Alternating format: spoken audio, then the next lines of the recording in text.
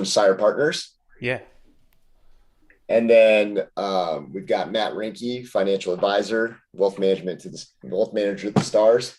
Yeah. That's right. I've been here, That's Matt. right. I know we've been hearing a lot about you, brother. Good to Nice meet to you meet finally you. here.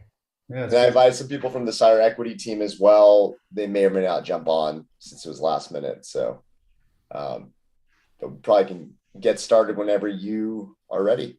Okay, excellent. Yeah. I'm gonna do a little hype video for you guys here, which is kind of cool. I think you're gonna like it. So here we go. Are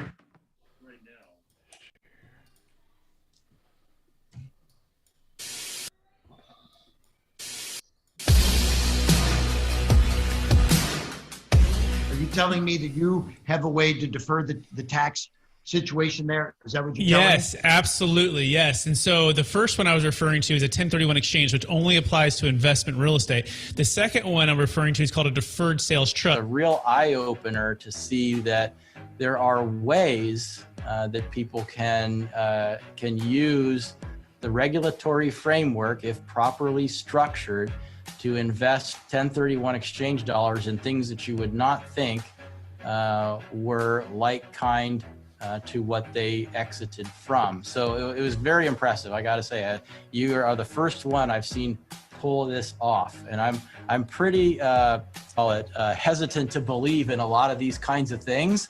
So it's a major feat for me to say, wow, this actually really worked, and it was really cool. 1031 is a way to shelter your income when you sell the thing. The DST is a way to avoid the 1031 and not have to suffer the time penalty. Our career and during different tax periods, we've seen, these tax avoidance, tax minimization, offshore, all these different strategies undertaken to minimize or avoid taxes. And then I can tell you that, some of them are just not worth the trouble. And so I was skeptical. Admittedly, I was skeptical. I thought, oh yeah, here we go, another one of these, right?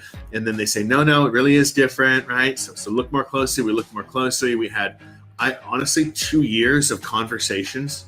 2 years. Now we were being due diligence at the same time that we were doing due diligence, but 2 years is a long time to be, sort of flirting with the idea of and getting to know the people and getting to really understand the transaction. Yeah, long story short, we got comfortable, although we are not tax attorneys, lawyers, or estate planning attorneys, that at least, from an investment perspective, that, it made sense to sell a highly appreciated asset, get liquid, hold that in this type of a deferred or installment sale type of instrument, and then just be in a position then to do the most important thing. I'm probably stealing your next question, which is time. They say, well, you can't make more time. You can. The deferred sales trust, in a way, allows you to lengthen the investment time horizon for those assets after getting liquid, but before having to feel the tax impact. And from an investment manager's perspective, time horizon is the most important element in investing. All right, everybody. Hey, thank you so much for being here. We're gonna be jam packed.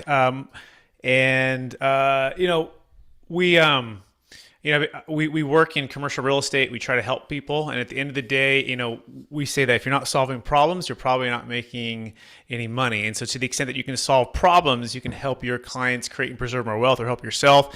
And so here at Capital Gains Tax Solutions, we believe that most high net worth individuals and the clients that you work with, they struggle with capital gains tax, and not having a clear plan or a clear solution to solve their problem is the biggest enemy. And you want to have something that's going to help you level up. And so we're going to be talking all about the deferred sales trust, the differences between how it works versus the 1031 exchange, and really privileged to be here, Josh. Thanks so much for having me. And I'm going to share my screen, and we're going to be jamming through this. As you have questions, please do put them in the chat, and then I'll hopefully get to them as we go and or at the very end. And so for those who don't know me, I'm Brett Swartz. I'm founder of Capital Gains Tax Solutions. I'm a commercial real estate broker by trade. I actually started in my career at a place called Marcus and Millichap with Mr. Josh Volan very, very long time ago. And now I just train and coach people and close deals on the deferred sales trust. And so that is a little bit of my background. I'll tell you a little bit more later on that kind of story too as well. But as a legal disclaimer, I'm not a CPA nor a tax attorney, although I do work with one that's really, really smart and came up with the structure and the strategy. I call him the Elon Musk of tax. He's brilliant. He's a CPA and a tax attorney. And so we're not providing legal tax advice. Everyone's really encouraged to seek independent tax, legal, and professional advice. So we're going to talk about just how to help your clients defer capital gains tax using a deferred sales trust and not using a 1031 exchange. By the way, we're not using a Delaware statutory trust here. That often gets confused with the DST. They're both DST acronyms, kind of just randomly worked out that way.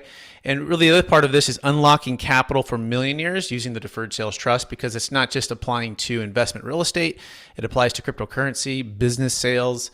It applies to primary homes, private or public stock. We'll talk about all that here in a minute. But at the end of the day, this is what we're trying to solve for. We're trying to solve for your clients feeling trapped by capital gains tax. And many are reluctant to sell because they don't have their 1031 lined up. They don't want to be facing the 45-day 180 window. They're seeing cap rates that are maybe still hovering lower than much lower now than interest rates, right? You're seeing that influx there happening. And they're reluctant to sell because of the 30 to 50% capital gains tax. That's state, federal, Obamacare, and depreciation recapture, depending on the asset.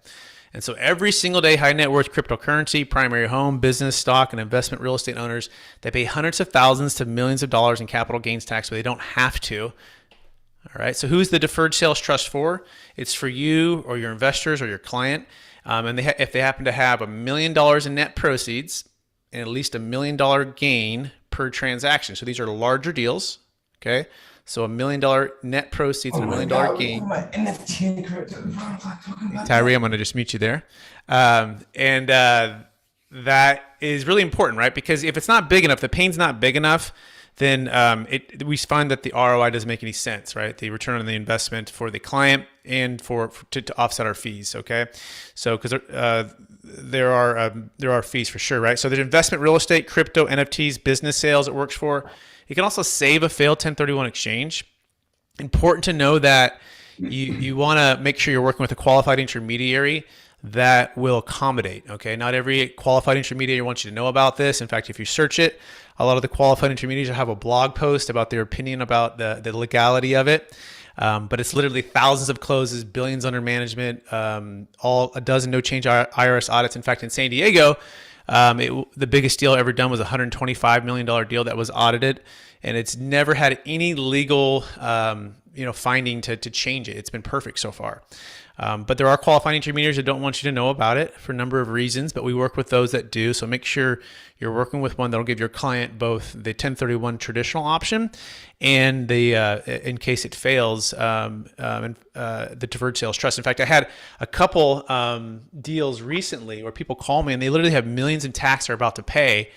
And they go, Brett, we're at this qualified intermediary. And I said, well, they're typically not going to work with you. And I said, you can try as much as you can. They're like, why would I ever work with them in the future? I'm like, exactly. Don't put yourself in a position where you only have a Delaware and a 1031. You might as well have all three options with the deferred sales trust. So be aware of that. It also works for GP and LP interest, primary homes, private or public stock, carried interest, captive insurance, artwork. Remember, the 1031 exchange only works for investment real estate. It works for none of these other ones, okay? And in fact, the American Bankers Association did a study, and there's about $32 trillion that's going to pass from the baby boomers to the millennials in the next 20 years. And this is known as the largest wealth transfer in the history of the planet. And it's a lot of our parents, right, that are passing this wealth. And there's about 10,000 baby boomers turning 65 every day. And there's about 77 million in the US alone. And the same study also found that 50% of the total net worth of America is tied to really three asset classes. There's primary homes, investment real estate, and private equity and or businesses. That's 50%. And those are illiquid assets that they want to exit from, but their biggest challenge is capital gains tax and estate tax, which we'll also touch on as well. So first of all, what is a deferred sales trust and why do you need one? Let's talk about what it is. It's just an installment sale. You guys probably know it, and gals probably know it as a seller carryback, where you can carry paper for someone. So if Josh wants to sell a $50 million deal in San Diego, and imagine he owned it free and clear, Josh could tell Steven, hey Steven, put a $10 million down payment, and I'll carry back $40 million.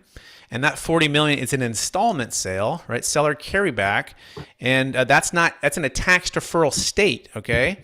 Now imagine Steven just put $0 down. Now Josh would never do that traditional deal because Steven has no skin in the game. But hypothetically, if he did that and he could get comfortable with that, Josh is in a deferral of that $50 million. He hasn't received any receipt of that. And that's the whole essence of a deferred sales trust. It's just an installment sale, or IRC 453, coupled with the trust. Okay, this trust, a particular business trust. It's not a living trust. By the way, there's thousands of different trusts, guys. So if someone's in a living trust, that has to do with probate and passing it to their heirs, right? The deferred sales trust is like a business trust that essentially allows you to defer tax and in a deferral state. Okay, so why do you need one? Well, first of all, we talked about the tax. That's pretty self-explanatory, 25 to 50%. But it also defers income tax. So if a lot of your clients are in California, like a lot mine are, they want to be able to not have to take income because their income is high and they're a high income tax state. And I'll give you an example of that. We just did a $13 million deal in Chula Vista, and that particular deal was 4 different clients, right? And one of them just paid his tax. The other 3 decided to do deferred sales trust, but they're delaying the income tax because they're all residents of San Diego. And they're just like, yeah, this is great. Not only do I get to defer the capital gains tax, but my income is also high. Can I keep the trust and let it compound and build? And by the way, we're typically building these out at about 5 to 8% return, compounding rate of return on the money, net of our fees. And that compounding rate of return can just build into the trust, and it remains tax deferred, kind of like an IRA, kind of like a 401k. Okay, so that's really important to understand this part. The next thing, again, is to back up to a 1031. Then you can also get a new depreciation schedule. So part of tax flow strategy is to buy real estate and allow the depreciation to offset the cash flow, right? That's one of the best reasons to own commercial real estate. But what happens when you fully depreciate it? They say 27 and a half years on multifamily or 39 commercial, and you're at 0. Well, then that cash flow is going to be taxed. Well, what if you could get a new depreciation schedule and be able to get up to 80% of that depreciation schedule? Well, the answer is the deferred sales trust that allows you to do that. And I think one of the most important things is what's called optimal timing. The ability to not have to suffer the time consequences, like you heard in the video, of a 1031. In other words, our parents taught us to sell high and buy low. They didn't teach us to sell high and buy higher 180 days later. Right, that can be a real challenge. In fact, in 2008, for those who were around at that point, I saw a lot of friends, family, and clients lose half or everything within a 3-year period, basically because they had overpaid for properties in 1031s, made poor decisions because they felt trapped by the tax, had too much debt, and they weren't diversified enough, right? They weren't liquid enough, and they lost it all. And so optimal timing allows you to sell high and buy low, and we call that the Monday morning quarterback. And this is the single story that literally changed it for me forever, because when I first heard it, I said, that's like the Monday morning quarterback where you played the play perfect. In fact, it happened in 2006 where a gentleman sold a $20 million asset in Minnesota by the Minnesota Vikings Stadium. And this guy hates the stock market, loves real estate. He's always done 1031 exchanges. He's worth a couple $100 million at the time. But he's looking around with his 1031 binoculars and he's going, this doesn't make any sense. Like, these deals don't make sense. I'm either going to pay my tax or I'm going to do this deferred sales trust thing that I've never done before. I'm going to take a new strategy here, and I'm just going to wait, because he thought something was going to happen. He didn't think 2008 would be so hard, but he knew something was going to change. And so he did that, and he put it into conservative, diversified investment grade securities, hedged and protected, not subject to huge stock crashes, right? And he did that, and then he waited 5 years, and that bank that previously had the loan with him and then with a new buyer called him up and says, hey, we just foreclosed on the property that you sold 5 years ago, and we're just curious, do you want to buy it back? And he said, well, maybe. What's the price? And they said, well, 60 cents on the dollar. He said, give me a couple days. And within a couple days, he's able to reallocate the investments in the stock market with the trust into a new LLC, and he bought it back at a 40% discount, all tax deferred, right? And of course, not using a 1031. This is 5 years later, and that's the power of the deferred sales trust, which is called optimal timing, which is so important, right, to sell high and buy low. Okay, it also can solve 40% estate tax, which is really powerful, without giving away to charity, without having to buy a bunch of life insurance, without having to do a bunch of gifting. It does take a sale, so it has a third-party buyer and a fair market, sale. But upon that sale, we can change the characteristic of ownership Because how many of us know that the government is attacking owners, right, and business owners and equity, and maybe taking away the 1031 or eliminating the stepped up basis, or all these challenges that are happening? That's the owner. But if you can change the characteristic and become a lender, there's really creative ways to eliminate estate tax, which is really powerful. But you can still run your own deals and still buy properties with that, and we'll talk about that here in a minute. But diversification, liquidity, and debt freedom is so important right now. We're really encouraging a lot of our clients to get their powder dry, to pay off debt if they can, and to get on the sidelines and wait for opportunities. Okay, and then also you can raise millions instead of thousands. So if you guys are raising capital for deals, we just did a cryptocurrency sale for a $5 million exit. She had 50 million of Bitcoin, and at 54,000 a coin, we were able to exit 5 million in one day, defer about 1.85 million of tax. So think of it like a way to 1031 capital out of these assets that aren't traditionally 1031able into commercial real estate syndications or business deals, which is really, really great. So my goal is to help you grow your business with the Deferred Sales Trust. By the way, even if you don't have any capital gains tax knowledge or a ton of time, and how to use the Deferred Sales Trust to win new listings today, and also buy-side conversions immediately, because a lot of mom and pops will not sell until you solve this problem. And if you can solve this problem, they're more likely to sell to you, okay? And so, yeah, again, quick background, former multifamily agent at Marcus & Millichap, and I do still specialize in multifamily brokerage here in Sacramento, but the majority is just coaching and closing Deferred Sales Trust deals across the country. But I've done 1031 exchanges, Delaware Statutory Trust, Deferred Sales Trust, and I've had my Series 22 and 63 license before. But it wasn't always that way, guys. I wasn't just, Josh Folan as the all-star, Hall of Famer, just, Leonardo DiCaprio just closing deals. I was one of the guys in the back, right? I knew like nothing. I came in, I was like, oh my gosh, how are these guys closing these huge deals? And I was scratching my head like this was me. Also, my cousin was closing deals too. He was really good. I'll never forget the first check that I was there for the first week. My manager walks by and puts the check on my desk. It's not my check. It was my cousin's check. And it was a $98,000 check. And he was like, Brett, that's going to be you someday, right? Just keep working, keep growing. Like, you're going to be there someday. I was like, wow, it's like the most money I'd seen in my life, right? Especially on one check for one deal that he closed. So I was just trying to figure it out. I was trying to survive. This is 2006. Things were actually pretty hot and pretty good. But how many of you, I don't know if you were around there, something happened, the 2008 crash. So I went from making like a little bit of money just getting the plane off the ground to like dive bombing like zero. And I was like, oh my gosh, but I love the business, wanted to grow, but I was like financially just completely scared, newly married, trying to a baby on the way. And it became like this big, like just stressful financial situation. And so were my clients going through this, right? They were going through something different, right? I mean, they had millions that were, losing, and I was losing like nothing. I had nothing. But I kept persevering. I loved real estate. And so I did what every, I think, good entrepreneur real estate wannabe does. You get a side hustle, right? So you got a side hustle at a place called Cheesecake Factory, my wife and I's favorite restaurant, and we moved with my brother into a small condo. So literally I just was like, I'm going to do a honey badger. Like, we're going to work 70-hour weeks, and I'm going to work at Marcus & Millichap by day, negotiate with banks, try to grow and learn. And by night, I'd work at Cheesecake. I'd wear the same tie, guys. The same tie in cold calling. In those days, we had to wear ties.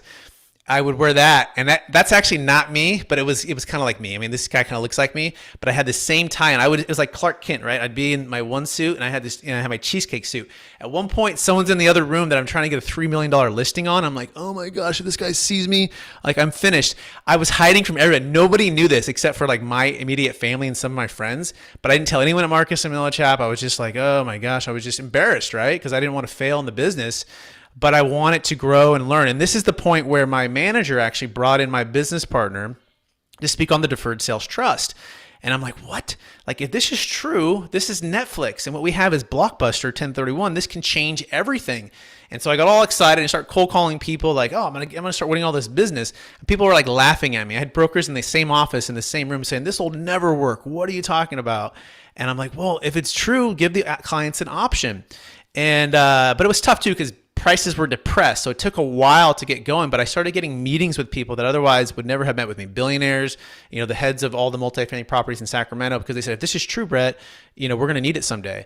But my business started to grow, and my wife and I now, fast forward, 5 kids here in Sacramento, and she's been able to stay home full time with the kids, which is one of our goals. And now we just coach and train and teach people all of this. Okay. So after 10 years, I discovered the hard way. And hopefully you guys want to learn the easy way. I'm going to try to put as much of my brain into yours right now. Okay. But if you've been struggling, this is probably why. And they call it the perfect storm that's happening right now. We talked about the demographics and the largest wealth transfer in the history of the planet. That's part of the storm. But also you have all-time highs. Well, before crypto's crashed now. It was all-time highs. It's completely crashed, right? Stock market's declining, and the commercial real estate are at highs, and we're kind of, waiting to see which asset types are going to get hit. But you also have the political challenges as well. A lot of debt in the nation, right? So this is all happening where people are having to either exit or want to exit. And by the way, it's not your fault. Your CPA doesn't know about it, right? My CPA didn't know about this. In fact, I'm still training and teaching them about it, and I'm their client. But most CPAs are looking in, are very conservative, and they're looking backwards versus exit planning, just in general. And again, the 1031 exchange doesn't work for cryptocurrency or other properties or other assets. And if you try to 1031 exchange, the shotgun wedding, 45-day 180 can be a big challenge. And by the way, the inflexible way, I want to touch on the Delaware Statutory Trust. And I call this the what you've been forced to do the past 10 years. The Delaware is typically a big corporation. Very, a lot of them are solid companies like an Inland or Cantor Fitzgerald. But the biggest challenge with them is they have really high fees, a lot of overhead. Okay, in fact, as much as 14% of every dollar is going to the fees and not into the property. And these are illiquid funds. The funds are tied up to typically 7 to 10 years, and it's not diversified, right? You also have an old depreciation schedule with a 1031 because your depreciation travels on a 1031, right? And also typically you have to, sell high and buy higher in the same market. And so these are all some of the challenges with that. Also, there's a thing called 7 deadly sins. You can look that up for the Delaware Statutory Trust. But basically, one of the main ones is typically not value add, right? And value add is how I think a lot of us want to grow our wealth, right, with real estate. But there are some positives, right? They're non-recourse loans, which is cool. They're typically, a lot of them, turnkey, beautiful properties with Class A locations, properties, and tenants and operators, some really solid ones. There's no new management, no new leases, new utilities that you have to do yourself, no new laws or rent controls or all that stuff. I mean, the operator's doing that, right? I call this peaceful mailbox money or sleepy real estate capital, which for some clients is great. In fact, we just did a Delaware last week. We're doing another one this week for a partial part of the Delaware, not the full Delaware, because you can do partial deferred sales trust and partial Delaware. But the only reason we're using Delaware's right now is to solve what's called mortgage over basis. So your debt over your basis is something the deferred sales trust cannot solve for. So we have to use a partial Delaware. Only for investment real estate can we do that to solve that debt over basis. And we typically do that with these zero coupon deals where they have a large tenant like an Amazon or a Ford Motor that's basically guaranteeing the lease, right? And the bank says, that's great. We'll give you like an 85% LTV deal, which means our investors can come in, our clients can come in with a very low down payment to replace that debt, because that's how you solve it. You replace the debt over basis just to the extent you have that, and then you can go into the deferred sales trust with the rest of it, okay? So I'm going to walk you through how to help your clients defer the capital gains tax, not using 1031 exchange, but I want to tell you a few examples first.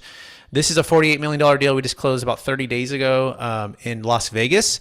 Was not the broker on it, but part of the vision is to give you guys these strategies so you can win these deals in markets that you either might not be in or you are in, but you're having a hard time competing with the traditional, CBRE Tradologists or the Marcus and Miller chaps or whatever, right? Because what? Because you're solving the problem. And when you can solve a problem in a way that transforms the way your clients build wealth, you can and should be able to win the listings with my help. This is what we do. So this is a client of mine. In fact, his name is David. They have over 3,000 units, and his partner's name is Jordan.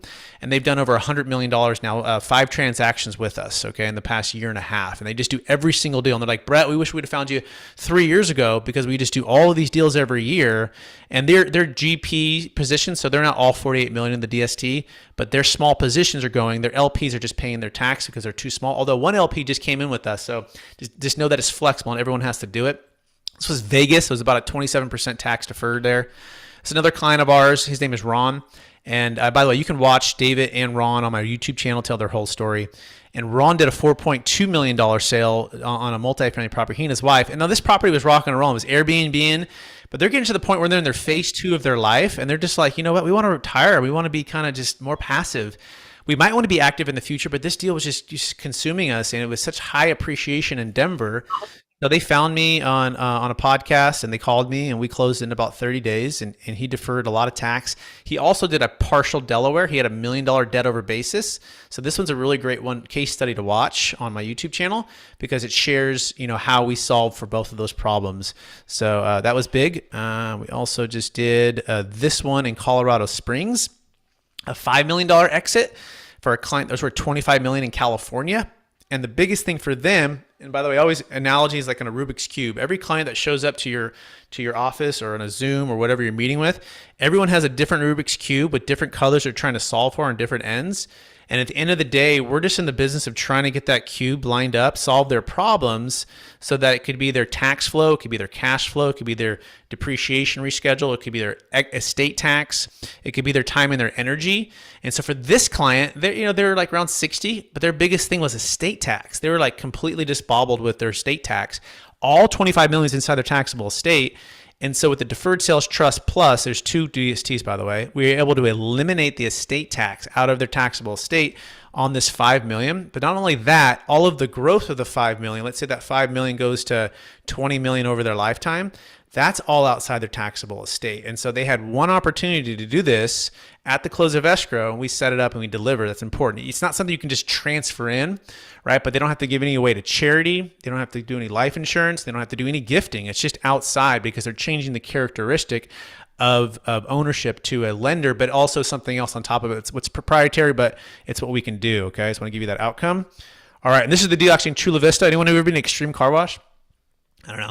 They bought this used to be like just a taco stand, and they bought it for like 500 grand. And they told the guy who had the property, "Hey, we'll put you inside the room there where people get their car wash." And so basically they were in it for 4 million guys, and it went to $13 million.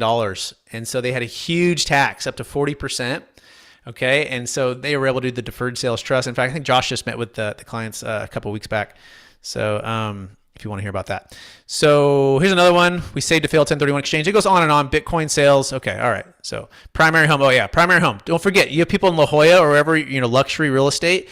They can exit primary homes, defer the tax, and put it into commercial real estate, all tax deferred. Okay. Pretty cool. So I just did a primary home sale in Palo Alto. All right. So what are the steps? Step 1, map out a wealth plan, right? And form a brand new DST. We work on a conditional basis, by the way.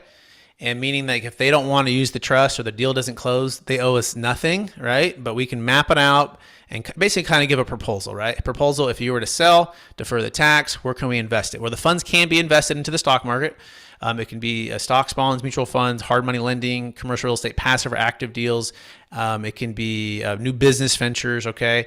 But we're gonna map out what their vision is and a plan. And typically we're working with a financial advisor, right? And this scenario would be Matt, Rinky, if he wants to join us. And we're all gonna work as a team to try to map this out. By the way, my role is a trustee, if you're wondering. So I'm a third-party unrelated trustee. Then there's a financial advisor, there's the tax attorney, and then there's the client, okay? So we map that out, we form a DST, Matt does a risk tolerance on the client, and we figure out, what are they looking to do with all of that, right? And how do we most tax efficiently grow their wealth? All right, that's step 1. Step 2 is to just transfer the assets to the DST, and then the DST sells the asset. And so when I say that, it depends on the actual asset itself. But let's just say it was in an LLC. It's like an assignment of sale. So I just closed a deal yesterday in Placerville, California. It was a $2.5 million property. And they assigned it basically during escrow, or have an option to assign it. And it only happens at the close of escrow, which we're going to show here in a minute. Okay, so it's like a simultaneous close. But it's even kind of like a 1031 if you think about it. Like when you set 1031s up, you're just basically redirecting the funds to a third party, right? And that's what keeps the tax deferral. Okay, so transfer the assets during escrow. It needs to be prior to the buyer removing all contingencies. Okay, very important. So we want to set this up early. This is why we work on a conditional basis, because a lot of people are finding us 30 days before they close. And it's a very highly emotional state of not only exiting, but family legacy and millions of dollars and new tax deferral strategy. It's part of why I love it. I have 2 degrees and a minor, played basketball in college, and I love the challenge and the opportunity to help somebody like with 10 seconds to go. It's really rewarding to be able to do that. But realize that if they go too far, it's over, right? Meaning the buyers removed all contingencies. So, all right, step number 3. is just to fund the trust. In other words, the funds go to the trust. We have a bank in Irvine mainly that we use. It's a $16 billion kind of commercial real estate bank. And or they just go directly to the financial advisor, typically Charles Schwab, TD Ameritrade, depending on where and how they're going to be investing the funds. And they receive a promissory note. Remember, they're becoming a lender, right? It's like the bank of, if Josh did it for himself, it's the bank of Josh, or the Volin Bank, who's lending the funds to the trust in exchange for a promissory note. So that promissory note is the asset they have. Josh wouldn't own the trust, because if Josh owned the trust, he just sold it to himself. It'd be taxable. But Josh is the lender. I mean, he's the first position, only position, and that trust only does business with him. Funds are never commingled or any other accounts. He must approve of all investments and movement of the funds, okay? And so that's what he has as security. And again, that security can be the biggest companies in the world that is secured against. It could be his own commercial real estate syndications, passive or active. It can be diversified. It could just sit in the bank with optimal timing. But that's really, at the end of the day, so the achievement is they can enjoy their wealth. They can give more if they want to, but they don't have to. They can invest. They can start a new business venture. They can invest with you, partners. It's very flexible, and are typically structuring these notes in 10-year increments. And every 10 years, you can renew for 10 years, and your kids can step into your shoes. You don't get the stepped up basis because, again, you're not owning the trust. Ownership only happens with stepped up basis only happens with ownership. But realize that you can't have it outside your taxable estate and the stepped up basis. You can only choose one. So you kind of got to pick at a certain point, your net worth is higher than certain amounts, which is 22 million married, 12 million single right now. And the question is, are you trying to solve for the next generation or just for yourself right now, or a little bit of both? And we can do a little combination. But again, it's that a Rubik's Cube. Like, what are they trying to solve for? Do they even know those challenges, right? A lot of people sometimes get confused with a stepped up basis mean I'm tax free. No. You're only capital gains tax free. You're not estate tax free, right? That's completely separate. I'll give you an example of that. Let's say our client's worth 52 million and all 52 million is inside their taxable estate and they're married. Right now, they'd get a 22 million exemption approximately. I think it's 24 a little bit with some inflation. But let's just say there's 30 million left in their taxable estate when they pass away. Well, that's going to be hit with a $12 million estate tax. $12 million, right? Regardless of a stepped up basis. And that estate has to pay it within 6 months, okay? So again, just clarify what you're trying to solve for. Again, 8% net target net of all recurring fees. Our recurring fees are somewhere around 1.5% to 2%, depending on the amount. As the amounts go higher, that does go lower. Okay. You can always, by the way, cash out and just pay your tax if you want to. You don't have to stay in it forever. In fact, we can structure the notes for smaller amounts of time. It doesn't have to be 10 years. But the biggest thing for us is purchasing investment real estate by partnering with the deferred sales trust funds, either active or passive. That's our number one focus for our clients, because we think that's the best way to grow wealth. But they can decide where they want. They can put it all into the stock market if they want to. We just try to bring great opportunities for them to invest in and let them decide. All right. So how does this whole thing work? Josh, are you ready to participate? Let's do it. All right. So Josh is selling, let's just say, a $10 million deal. Okay. And to keep it simple, let's just say it had a zero basis. Okay. And it's in California. So we're looking at about just 40% tax. If you're wondering, its state is 13.3, Obamacare 3.8, federal 20, and let's say a little bit of depreciation recapture. So we're going to try to solve for this 40%, which is $4 million. Okay. 4 million. So Josh, he lists the property for sale for 10 million. But Josh, instead of selling directly to a cash buyer where you receive the cash, right, which would trigger this 4 million, Josh, are you okay considering an installment sale? Yes, I am. Okay. And why don't we set this trust up right in between? We'll talk to the buyer, ask him to cooperate, just like he would cooperate with a 1031. And by the way, when it says cash buyer, he can get money. It doesn't matter. He can get a loan. It doesn't matter. But we're just not going to finance him, right? We're going to finance the trust. So we're going to, instead of the funds rolling from the cash buyer directly to you, Josh, we're just going to ask him to cooperate. And at the close of escrow, the funds are going to transfer, or even the assets going to transfer to the trust. So that's the first thing. Assets sell to the trust. And then trust turns around and sells it to the cash buyer. Now, Josh, if the trust bought your asset, or anyone bought your asset for 10 million and sold it for 10 million, how much gain does the trust have? Zero, right? So there's no tax on that. It established a new basis because it got it for 10, bought it for 10, sold it for 10. Now, Josh, if it gave you a zero down payment, okay, zero down payment. How much constructive receipt have you taken on zero? 0. You got it. So how much of the 4 million is triggered if you've taken 0 of the 10 million? Hopefully 0. You got it. There it is, right? And so Josh gets a promissory note, and we're going to structure it, let's just say at 8% compounding rate of return, but it's on the full 10 million, right? So we're using the government's money. Now, Josh, if the government gave you a 0 interest loan on $4 million and said, Josh, as long as you invest it in commercial real estate or whatever else that's investment purposes, and you live off the interest, when would you want to pay that 0% $4 million loan back? Never. Got it. So that's really the simple thing. Most of our clients are structuring these notes with interest-only payments, typically 5 to 6%, okay, payout, and letting the other, let's say, 2 or 3% accrue. Now, that what they do receive is taxable. So let's say Josh is receiving, 5% out. That's going to be taxable, right? That makes sense, right? It's ordinary income tax, right? But let's say he had some cost seg, right, built up with some properties, which we'll do the next level here in a minute. There's ways to offset that cash flow, right, which is pretty cool. So I'm going to pause here. Oh yeah, by the way, cash buyer puts the money into the account. Okay, the 10 million goes into the trust account. Okay, cash buyer takes the property. He's gone. Smoke clears. He gets everything he bargained for. Cash is in the trust. Josh has the promissory note. Funds are sitting at we use a $16 billion bank typically, and Josh starts receiving payments. In the meantime, we need to go invest those funds because we want to make sure and try to get this 8% so it's not eating into the principal, right? But I'm going to pause there. Does anybody have any questions on what just happened? I have a couple clarifying questions, Brett, on this. So, you're saying no stepped up basis. That's clearly on the assets that are in the deferred sales trust. But once you also mentioned there's now new depreciation. Mm-hmm. So when the deferred sales trust buys the asset for $10 million, I take back the promissory note. The deferred sales trust basis is $10 million. Is that correct? Yeah, exactly. Yeah, the deferred sales trust basis is $10 million. Yes. Mm-hmm. And that deferred sales trust, which is out of now my estate, the only thing that's in my estate is the promissory note, correct? Correct. So when I pass, my basis does step up, but only on the promissory note.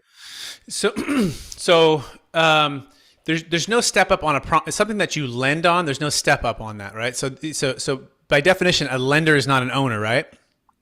So the characteristics is different. Well, however, I think so let's say like my estate was $34 million, right? So 24 passes my kids, 10 additional. Mm-hmm. That promissory note's part of my estate though, right? Yes. Yes. However, it's outside of your taxable estate. So let me clarify. So DST 1.0, which is just a traditional installment sale, that is inside your taxable estate. DST 1.0. There's DST 2.0. That's a little bit different. It's not a 453. It's a different tax code. It's with NDA and I can't say it live here, right? That is outside your taxable estate. There's no limit on that one. So we got to choose which one you want. They have some flexibility. The same price. But yeah, let me also clarify too. By partnering with the trust, I call it lendership. You can partner with the trust to go into new assets, and this is when you get the new depreciation schedule. So at first you're a lender, but you can turn around and form a brand new LLC, Josh, and the trust can be your silent JV partner. So let's walk it through right now. So let's say this is an LLC, and this part you'd get a stepped up basis on because you're the owner of this LLC. But the trust is putting up all the money. So this is the cool part. So Josh is 80% owner to start. This is how we structure it. But Josh puts up $0. This is Josh. Okay, I'll just put a J here. And the trust is a silent joint venture partner that puts up, in this scenario, we can do up to 80% of it. So $8 million here. And by the way, this is the single reason I started this company. Without what I'm about to say right here, I wouldn't even be here, because otherwise it would just be passive into the stock market. But with this right here, you can be active and get a new depreciation schedule and get an ownership again. Okay, so the trust puts up $8 million. Josh, you put up 0, and this LLC, let's just say you go buy a $16 million asset. Okay, and now this asset goes to $32 million over your lifetime, right? Now, we would probably, Josh, you're like, hey, Brett, I've only got a year to go, whatever, right? If you kind of could time this kind of thing, we would probably exit at 32 million and get it outside your taxable estate. But let's just hypothetically you didn't, right? Yeah, this particular asset would get a stepped up basis here, right? Okay. Now, Josh, you put $0 in. I mean, the trust put up the 8 million, and part of that obviously is your money that's owed to you. But we call it the go fund yourself. Instead of having to get a loan from a bank or get other even equity from somebody else, you use what you would have paid to the government, let's just say 4 million of that, right? At 0% to put into this 8 million here as the down payment to buy a $16 million asset to turn it to 32 million. And so upon the exit, oh, by the way, the trust also needs an 8% pref. We got to keep it commercially reasonable. But look at this. You see how we had 8 over here? We mirror that. So it's kind of like you borrowed from yourself. So you have 8% here, 8% here. And so the waterfall will be on the back end. Let's say, you know how many years you owned it for, right? The 8% accruing, you got to pay that back first, plus 20% of the upside. And then Josh keeps 80%. And whatever that turns out to be, you can roll into the trust as well as promissory note number 2. So let's just say hypothetically, 16 to 32. That's another 16. Another 16. Yeah. So the original 8 goes back in, plus let's say the pref was $1 million. So let's say there's 15 left over, Josh. So you could have promissory note number 2 at $15 million. Okay. At 8%. So now you have the original one at 10 million at 8%. Now you have a second one at 15 million. Had you, and by the way, you got the new depreciation schedule on this too, by the way, right? You can only get 80%. We can't give you 100 because it's not commercially reasonable. Does that make sense right there? Yeah, no, it makes sense. I guess, yeah, that makes sense. So I understand the 1.0, 2.0 differentiation on ownership and then the out of the estate side. So 2 more follow-ups on this. What if, just say, the deferred sales trust assets, when the note comes due, right, the assets in the DST are more than the promissory note? That's one. And then clearly the inverse of that, unfortunately, gets aggressive, goes into something else. The 8% is not able to be made whole and, it gets cut in half or whatever. So examples of both, when it's below the amount that comes due and when it's above. Okay. So yeah, say it's $10 million and we're trying to accrue 8%, right? But it's only producing, let's say 4, right? So it's short. That's the first thing. What would happen at the end of the 10 years? Well, there's no personal guarantee. So none of the funds or the investments are guaranteed, right? So that's all the risk that's involved there. But you wouldn't owe the tax on what you haven't received. There's another way to even think about it. Let's just say it went to 0, right? You put 10 million and, the odds of this happening, because we want to make sure we diversify, very low, but let's just say it did. Well, if you receive 0 on 0, the tax is 0, right, Josh? And to the extent that you do receive back payments, you'll pay tax. On the original principal, the 10 million, you'll pay cap gains tax as you receive principal back. Anything above and beyond that, let's say the 4% was short of the 8, you pay ordinary income tax on. Does that answer that first question on that? Yeah, I understand. I understand when it goes below. That makes sense to me. It's when, let's say that $10 million is now worth 20. Okay, yeah. I got to jump. I got to hop onto something else. But I appreciate the insight. I'm definitely gonna have a few follow-ups. I'd love to connect with you individually, Brett. This is awesome. Really. I'd love to, Matt. Yeah, thank you so much. Yep, thanks for being here. Don't keep the tax flowing. Yeah, keep the tax flowing, working for you. Thanks, Matt. So yeah, let's talk about that, Josh. So 10%, $10 million at 8% compounding, by the way, it's a rule of 72. At about 9 years, that 10 is going to be 20. So do realize that we structure this in a way that we try to make it as favorable and lucrative as it can be. And that's pretty good to be able to do 8% compounding year in and year out, right? So 10 million at 9 years at 8% compounding is 20 million. So you'd have 10 million plus that was originally there, plus the other 10 million that's been compounding that's owed to you.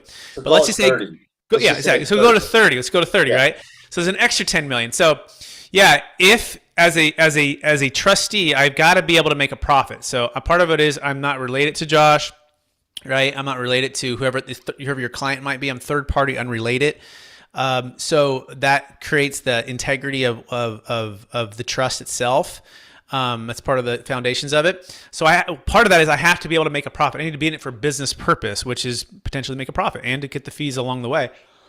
So if it did do that, right, and you didn't renew, we didn't recast the note, okay, to another term, right, with that amount, I would take that profit and I'd be doing backflips. It's not our intention to do that, right? However, there is a way to carve out that upside by purchasing an option, okay? And this is important too. So if you said, you know what, Brett, I think we're going to take this 10 and turn it into 30, and I'd like to participate and get that additional upside. Is there a way to do that? And the answer is yes. You can purchase a one-time option for like a 10-year term to be able to carve out up to 98% of the upside for any active real estate deals you're in. So on that 80-20 on the active LLC that you're buying and running that deal, that 80-20, you can purchase an option to carve out that 90% of that 20, which equals 98% of the upside. So on that $15 million that would have rolled back to the DST, right? It was actually 16, right? We would have had, you would have had 98% of that upside, right? After you pay the 8% pref by purchasing that option. What's the option? Well, the option is 1.5% on whatever amount you want to purchase the option on. So let's just keep it simple. Let's say you put $1 million into an LLC that you wanted to purchase the option on. You'd pay $15,000. So it's an additional fee. We had to make it commercially reasonable. It's about 15 bips for any 10-year term. If you want a 5-year term, you can buy it for half of that. But the key is you're buying it up front, and then you can exercise the option upon the exit to get up to 98% on anything that's active. If it's passive, you can also purchase the option, but we only allow 90% of the upside. So you still got to give up that 10%. Does that make sense, Josh? Yeah, and the other way you get not around it, but to deal with that is you can renew the term, right? So you can extend it. So how long can you extend the term? God willing, I'm going to live for a long time. I do this, is there a limit on how many options that can be done? And same thing for heirs, right? There is no limit, right? So at this point, we do keep it 10-year increments, purposely, because you can't make 100. No one's making a commercial reasonable loan for 100 years, but every 10 years is like a refinance, and then your kids can keep doing that too and keep doing that too. So there's nothing that says you can't renew promissory notes. Okay, perfect. Those were some of my questions. And then just what are the top 3 objections? What are the people on this call going to face as objections why people don't do this besides not understanding it? Yeah, absolutely. Let's dive into that right here, right? So, in fact, I don't even have it on this slide. So the number one objection you guys are going to face right now is, man, this sounds too good to be true. Like your clients are worth 5, 10, 50, $100 million, right? And they're saying, Brett, or whoever, Josh, my people would already told me about this. Like, why don't I know about it? And so I want to just tell you 2 deal stories to give you some confidence. And anytime someone comes to you with an objection, they have a logical reason of why, in their mind, a story that is why that's true. And so it's not enough just to provide facts. You got to provide a story to help them overcome that false belief of it's too good to be true. How do we know this thing is legal? And this is the legal story that we tell all the time. There's a gentleman named David Young. In fact, you saw him on the video in the very beginning, at the very end of the video. He said the one who's kind of dancing around for 2 years with this. And so for those who don't know David Young, he's kind of like a Mark Cuban, if you will, of the financial advising world. In fact, he worked with a guy named Bill Gross, and Bill Gross and David Young built up PIMCO, one of the largest, most wealthiest, wealth advisors in the world. Okay, from 80 billion to 1.2 trillion, and you can imagine these guys who manage some of the biggest wealth in the world get approached with a lot of people to pitch their tax thing, right? And they just dismiss it. Like he says, he dismisses a lot of things, offshore things, all this stuff. But he and his team did a 2-year due diligence on this, right? And they had their legal team and everyone look at this, and they came to the conclusion that the number one, my business partner, I call him the Elon Musk of tax, that might be the smartest person we've ever met, and that's a lot for guys who've been in the industry for 30 years. And number 2, we're all in. We'll put our name on this, and we'll manage money for all DST clients. And so what we always say to people who are cautious, and they should be cautious, right? Because we're coming with something new, is if it's good enough for David Young and his legal team, after 2 years of due diligence, and he manages some of the biggest wealth in the world, to put his name on it, is it good enough for you and your legal team? And we'll put him right on with David Young. David Young could be a part of the team to manage the money, right? So that's one way to help to overcome the legal thing. It's if you try to get into the tax and it's at 453, I mean, we do that and we'll geek out on that stuff. We're experts in that. I wouldn't approach it that way. I don't want you guys to think you need to be a CPA or a tax attorney. In fact, you don't want to be, because you're opening yourself up to potential liability. You just want to say, hey, look, here's a deal story. Here's a couple other deal stories. Here's the Chula Vista's deal story, right? It's in your backyard or wherever you're at in the country when you're selling real estate. And lean on that legal story of David Young going through it for 2 years. So that's the first story. The second story is a gentleman named Cal Garvin. And whenever you can use real names too, that also really helps. And Cal was actually working at as a financial advisor for 35 years in Los Angeles, and with a group called LPL Advisors, very respected. And Cal is looking to retire from his business practice as a financial advisor. He's one of the top guys in the country.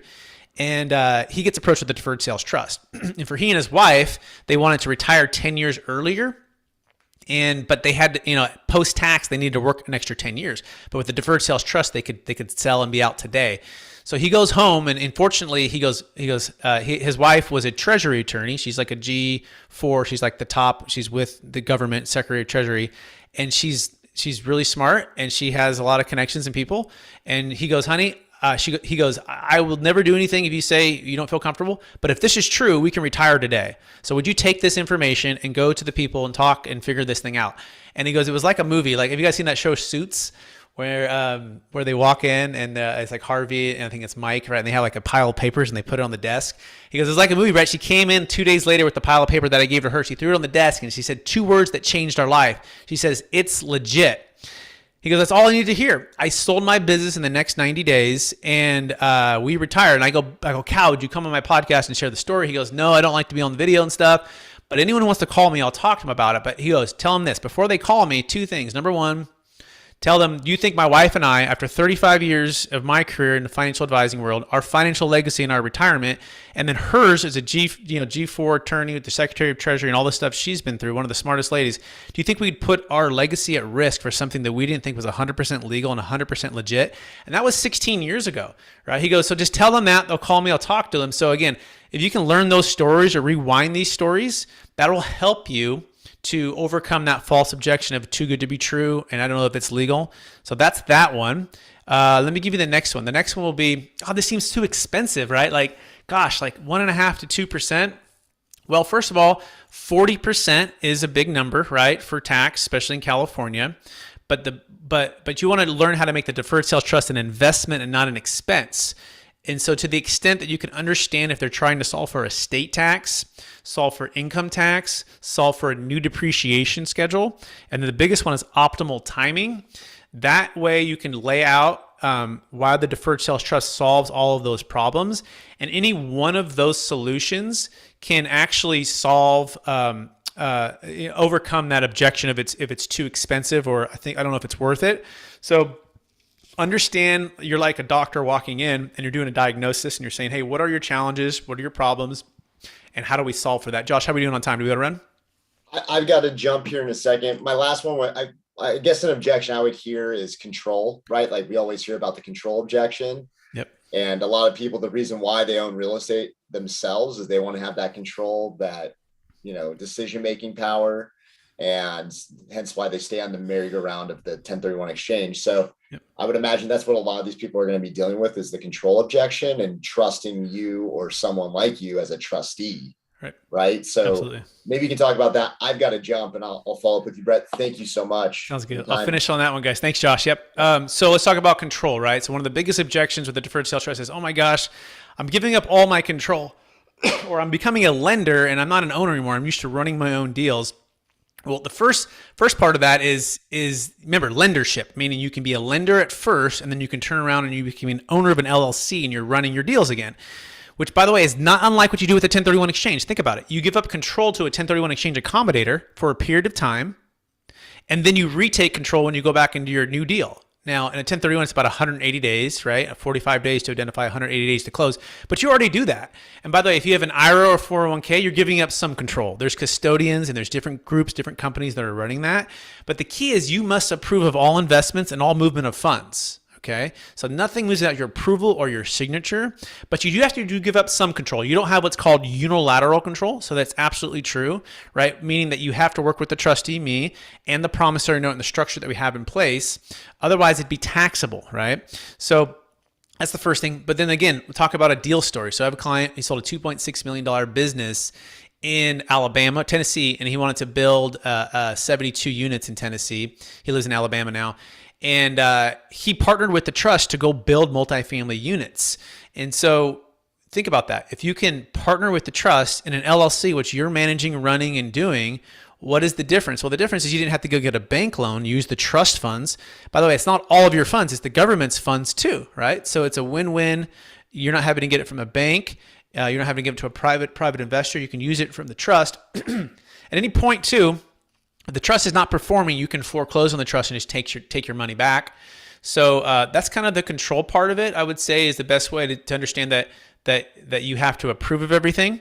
You can partner with the trust, and you can get funds outside your taxable estate, right? You could another way to think about it is you could have all the control and all of the stepped up basis and all of the ownership, but it could all be in your taxable estate unless you've done a bunch of gifting or give it all away to charity. So again, the more you can find the problem, the more you can figure out the deferred sales trust makes sense. Does anyone else have any other questions for me?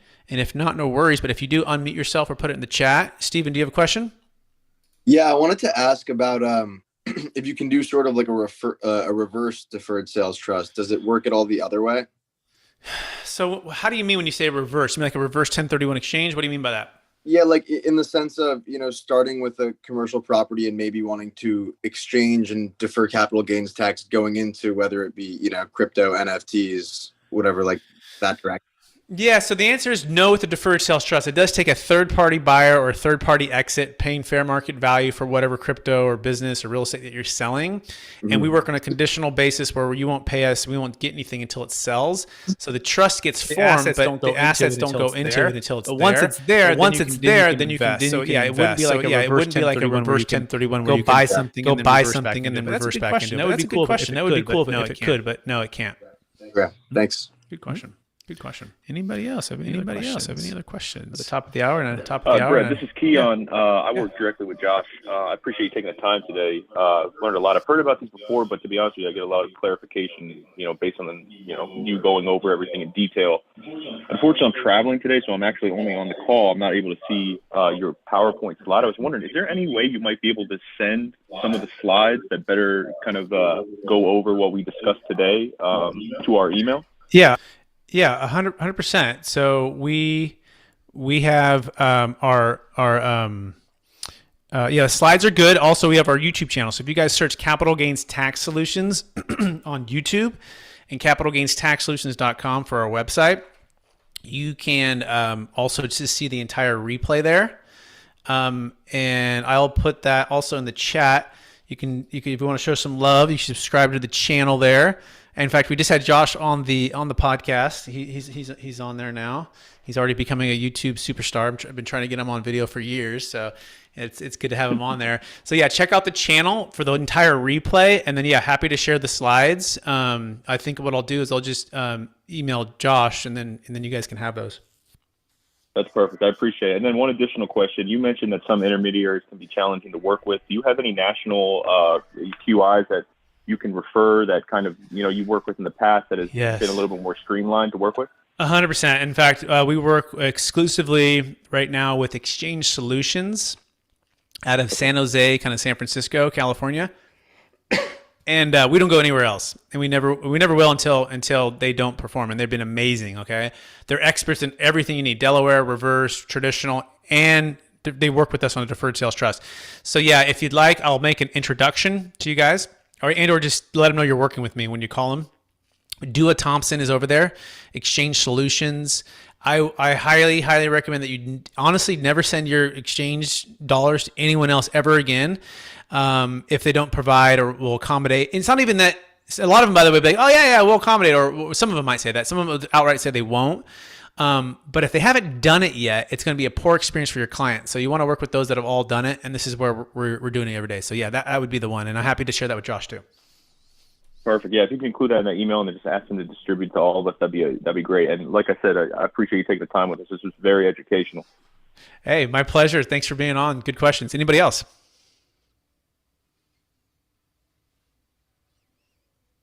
Perfect. You guys have been amazing. Top of the hour, 9 o'clock. Appreciate everybody. If you want to learn more, go to capitalgainstaxsolutions.com. Again, look for the book too, by the way, coming out. It's Kevin Harrington from Shark Tank. Anyone seen that show?